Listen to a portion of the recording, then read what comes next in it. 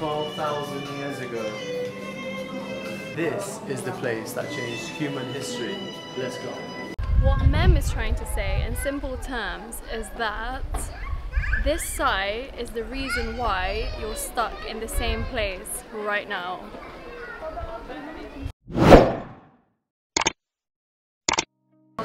Good afternoon, and another day in Urfa. We're still here, it's our last day, we're spending 2 days here, and we've found ourselves iced coffee. They're not easy to find here, not every restaurant has it. We're in the mall somewhere, we just drove past. We'll show you what it looks like outside. It's next to the big. It's really nice, and the parking's just right next to the road. That's why we found it. And we've rewarded ourselves with a San Sebastian cheesecake because why not? Today we're going to be showing you Göbekli Tepe.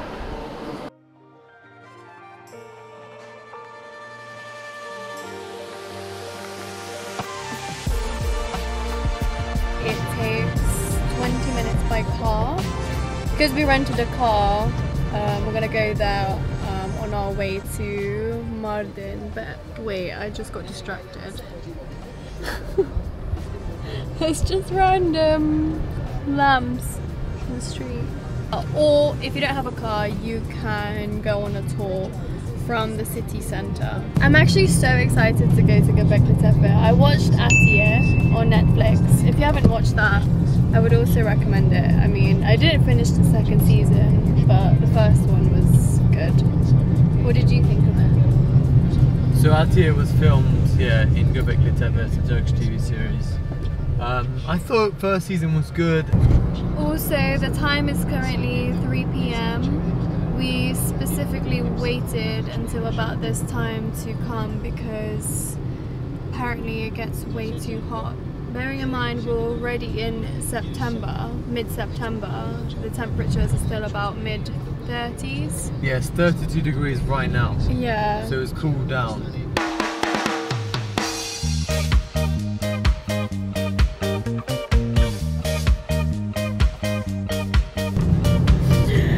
Also, we were just discussing in the car that because a lot of the Western tourists who come to southeast Turkey are super into, either really into history or just like... Let's just say the demographics tend to be more mature, older people above like 40, 50. You wouldn't see like Gen Z or Western backpackers in the southeast. But why not, right? If you want to come, come. This car's only 1 litre, it's struggling.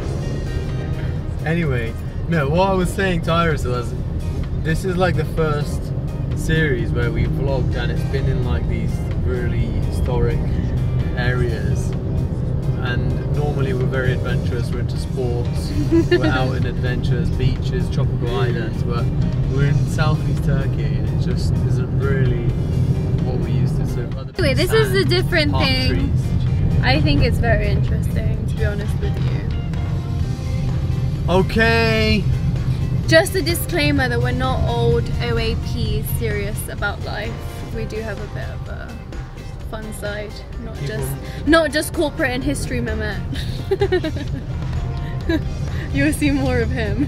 Oh look, it's so busy. Why is it super busy?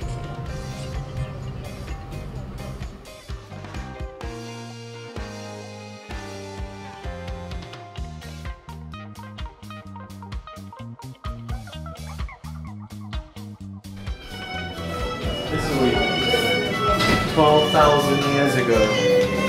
This is the place that changed human history. Let's go. There's quite a lot of people here. Don't forget to bring your ID because apparently you actually need them to buy a ticket for Göbekli Tepe. So we just got 2 tickets. It was 65 liras each. It's a bit pricey. It's a bit pricey, yeah. Once you've got your ticket, walk up to the top of the hill, and I think there's shuttle services or something. We don't know what's going on. Follow the crowd. Yeah.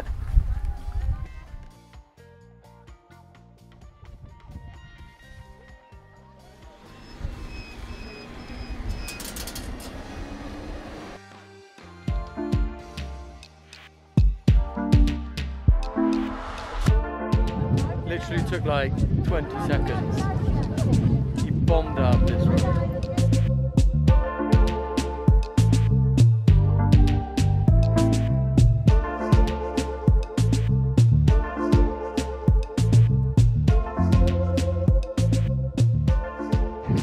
So behind us is the Göbekli Tepe site.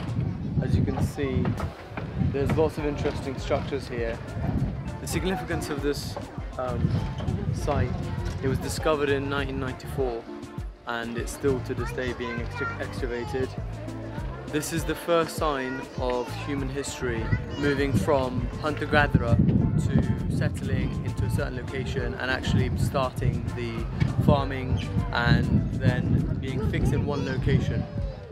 This was the beginning of the Neolithic era, which is essentially humans getting together and building this temple, and that was the first time this has ever happened in the human history. A group of humans decided to work as a team to create this site, and there's also carvings into the stones. So this is the oldest place for human temples. What Mem is trying to say in simple terms is that this site is the reason why you're stuck in the same place right now. This is someone who is pretending to know the history of Göbekli Tepe, but he's actually Googling most of it. What does Neolithic mean? And then he reads this and explains it to you, so don't get scammed, everybody. These don't actually provide that much insight. So yeah, because you're Googling every single word. I'm not going to carry a book, am I? Because you have to Google what Neolithic means before understanding. I didn't study ancient history, mate. Anyway, come over here, I'll show you the big pillars that were discovered. So this... That you discovered. This is the new archaeologist, by the way. I need some sunglasses. He discovered this big pillar.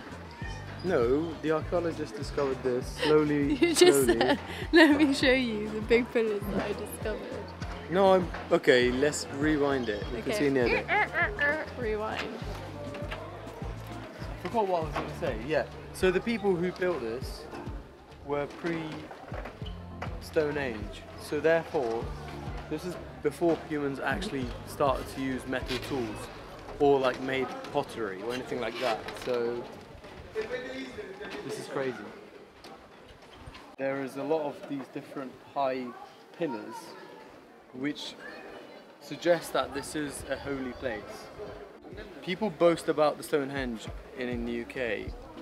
They are only 7,000 years old. These are around 11 to 12,000 years old. So you get loads of Chinese tourists coming to UK to see the Stonehenge in the middle of a field. But this is actually a lot more significant historically. Why is that? I think Turkey needs to improve its marketing, especially in the southeast. 12,000 years ago, these people managed to bring up 16 tons of stone up a hill and build these monuments and buildings in this area. We didn't do any research beforehand. We're coming here and learning as we see the site, and I think it kind of helps because you can see some of the things that were written about it. You can have a look down there and then see it.